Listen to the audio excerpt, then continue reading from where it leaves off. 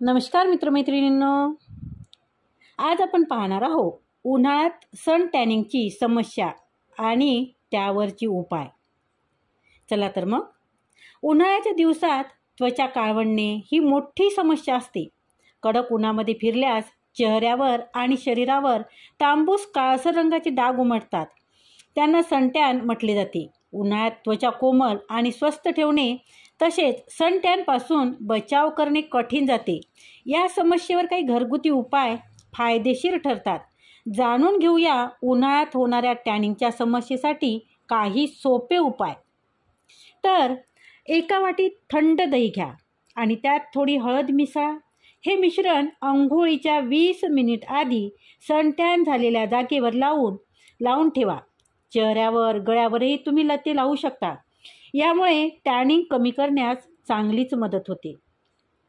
दुसरा उपाय आहे, काकडीचं काही चकत्या बारीक करून घ्या. त्याचे मिश्रण तयार करा आणि त्यात 2 चमचे दूध पावडर आणि काही थेंब लिंबू रस मिसळा. हे मिश्रण प्रभावित झालेल्या भागावर लावा. सुकल्यानंतर साध्या पाण्याने धुवा.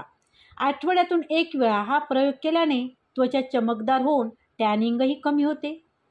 तिसरा उपाय आहे, टोमॅटो 2 भागात कापून त्याचा 2 भागाचे त्वचेवर चांगली मसाज करा. टोमॅटोचा रस काढून तोही लावता येतो. त्यामुळे त्वचेचा रंग उजळण्यास मदत होते. टॅनिंगची समस्याही दूर होते. पुढचे आहे, पपई केवळ खाण्यासाठीच नाही तर त्वचेसाठीही गुणकारी आहे.